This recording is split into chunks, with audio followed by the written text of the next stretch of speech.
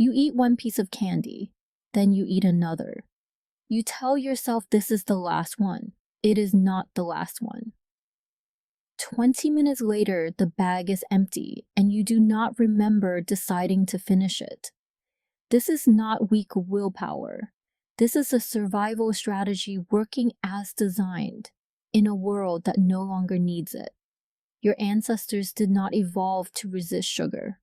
They evolved to crave it without limit, because for most of human history, finding something sweet was rare, and rare meant valuable, and valuable meant eat it before it disappears.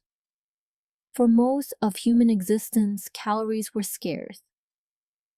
Famine was a routine visitor, not a historical footnote. A piece of ripe fruit might be the most sugar a person encountered in a week. There was no guarantee of a tomorrow with food in it. Anthropologist Richard Wrangham, who has studied the diets of early humans, found that the shift toward calorie-dense foods was a major driver of human brain growth. Sugar was not a treat. It was fuel for a brain that was rapidly becoming the most expensive organ in the animal kingdom. So the brain built a reward system tuned specifically to sugar. The moment it hits your tongue, dopamine floods a region called the nucleus accumbens. This is not a metaphor for pleasure. It is the literal mechanism behind it. Neuroscientist Nora Volkow, who has researched the overlap between food reward and addiction circuitry, found that sugar activates many of the same pathways as substances we classify as addictive. Your brain did not build this system to make you suffer in a candy aisle. It built this system because an ancestor who felt intense pleasure from eating sugar sought it out aggressively and survived the next famine slightly better fed than the ancestor who did not. That ancestor's genes are the reason you exist. There is a second layer to this story. Your body did not just learn to crave sugar. It learned to stop registering when it had enough.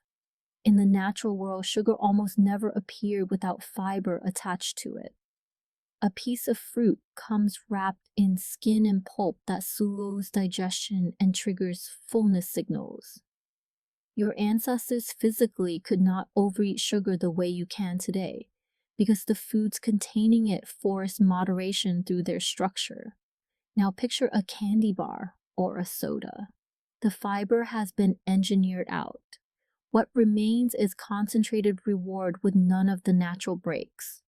Researcher Robert Lustig, who has studied the physiology of sugar metabolism, has argued that stripping fiber from sugar is one of the most significant changes in the modern food environment because it removes the mechanism your body uses to know when to stop.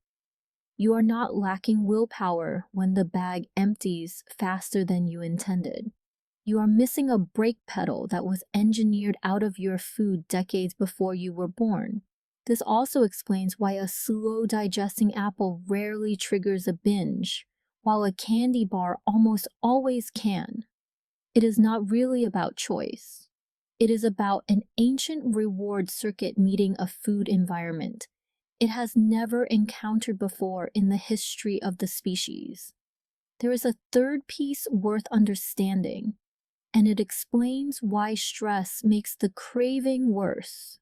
Cortisol, the hormone released under pressure, increases motivation to seek high-reward foods. In an ancestral environment, stress almost always meant a real physical threat, and a body preparing for fight or flight benefited from a quick calorie source. Researcher Mary Dallman, who studied the link between stress hormones and comfort eating, found this connection to be consistent and measurable, not simply a habit people develop. So the late-night stress snack is not a character flaw. It is cortisol doing precisely what it evolved to do, in a body that is stressed about an email instead of a predator. Here is what is genuinely useful about understanding this mechanism. You cannot argue your way out of dopamine, but you can change what triggers it. Pairing something sweet with fiber, protein, or fat slows the exact spike that creates the craving for more. This is not a moral hack. It is restoring the natural break the food itself used to provide before processing removed it. You can also recognize the moment for what it is rather than what it feels like. When the craving hits hardest, it is not because something is wrong with you. It is because something ancient inside you has correctly identified a calorie-dense substance and is doing exactly the job it was built to do, just in an environment that supplies far more opportunities to act on it than it was ever designed to handle. You are not fighting a flaw. You are running a system built for scarcity in a world built on abundance. So the next time you reach for one more piece, and then another, remember the system underneath it. It is not modern weakness.